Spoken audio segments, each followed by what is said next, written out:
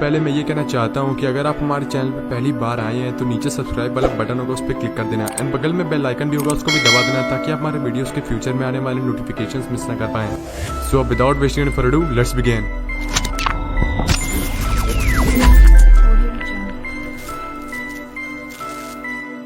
सो Cletus Cassidy, जो कि एक सीरियल किलर भी था, वो सबसे पहला होस्ट बना था इस कार्नेज सिम्बियोट का। एंड इस सिम्बियोट के साथ मर्ज हो जाने के बाद क्लेटस के पास आ गई थी वास्ट अमाउंट ऑफ पावर्स। अब मैं आपको पहली बात तो ये बता दूं कि क्लेटस बिना सिम्बियोट के भी एक बहुत ही ज्यादा डेंजरस आदमी है। उसको एंटी सोशल पर्सनैलिटी डिसऑर्डर है और केओस से तो उसका ऑब्सेशन है, जिसके कारण उसको लोगों को मारना बहुत पसंद है। बिना किसी मोटिव के भी वो लोगों को मार देता है। तो आप खुद ही सोच सकते हैं कि जब क्लेटस कार्नेज के साथ मर्ज हुआ होगा तो वो सिम्बियोट कितना ज्यादा डेंजरस हो गया होगा और कितना ज्यादा पावरफुल भी हो गया होगा। सो सबसे पहले अगर हम लोग कार्नेज की कुछ पावर्स एंड एबिलिटीज पे नजर डालें तो सबसे पहली चीज आती है उसकी प्राइमोरियल सिम्बियोटिक कॉस्ट्यूम। मैं आपको बता दूं, जो क्लेटस था वो बॉन्ड था एक कल्ट से जो कि वर्शिप करते थे एक डार्क एल्डर गॉड नल को। एंड जैसे जैसे क्लेटस का कनेक्शन और भी ज्यादा स्ट्रॉन्ग हुआ नल से, वैसे वैसे उसकी कॉस्ट्यूम चेंज होती गई और उसको बहुत सारे टाइप की पावर्स मिलती गई। एंड यस, वो बन गया डार्क कार्नेज। अगर हम लोग उसकी कुछ एबिलिटीज की ओर देखें तो उसमें सबसे पहली चीज आती है super human strength. Dark carnage की स्ट्रेंथ इतनी ज्यादा है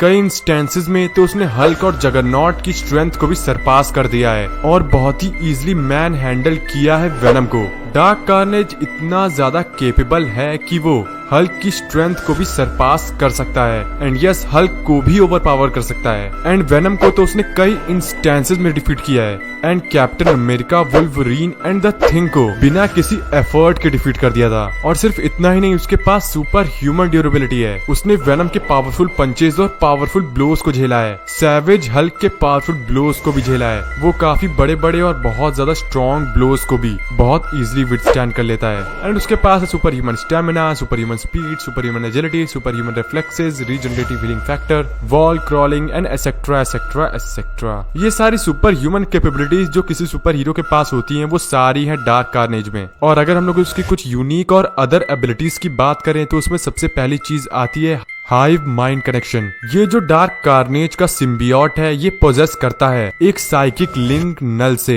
जिसके कारण ये अपनी पावर्स को कभी भी ऑग्यूमेंट कर सकता है। इसके पास फैंग्स और बहुत ज्यादा डेडली क्लॉज भी हैं। वेनम की तरह वो भी अपने टेंटिकल्स को बहुत ही इजीली और बहुत ही फ्रीली एक्सटेंड कर सकता है काफी लंबे टाइम तक एंड अपने डिफरेंट बॉडी पार्ट्स से भी। एंड यस, ऑफ कोर्स वो पेनेंस स्टेयर्स से भी रेजिस्टेंट है गोस्ट राइडर के। वो भी अपना शेप शिफ्ट कर सकता है एंड अपने सिम्बियोट को एक्सपैंड भी कर सकता है। जब डार्क होल्ड एक्सपोज हो गया था उसके ब्लड से, तब जो क्लेटस कैसिडी है उसका कनेक्शन जुड़ गया था एक एल्ड्रिच गॉड थॉन से, जिसका रिजल्ट ये निकल के आया कि जो उसका कार्नेज सिम्बियोट है वो इम्यून हो गया फायर से, सोनिक से, डिफरेंट टाइप ऑफ थिंग्स से जिससे कोई ऑर्डिनरी सिम्बियोट हार्म किया जा सकता है। ऑल्दो इलेक्ट्रिसिटी से उसको अभी भी हार्म किया जा सकता है एंड उसके जो मेंटल पैथोलॉजीज है उनको भी एक्सप्लॉइट करके उसको डिफीट किया जा सकता है, उसके एक्शंस को मैनिपुलेट किया जा सकता है। बट येट ये सारी चीजें भी करना बहुत मुश्किल है बिकॉज डार्क वेनम एक बहुत ही ज्यादा powerful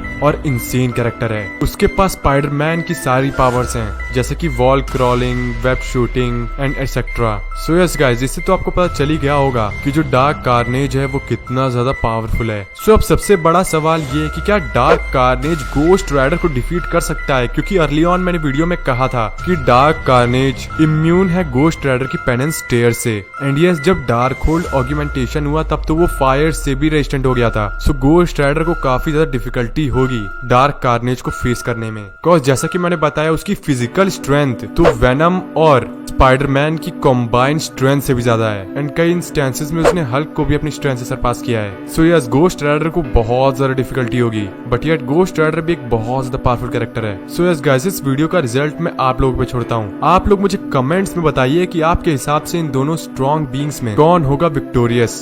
so yes guys, till then I will see you in the next video. Thanks for watching.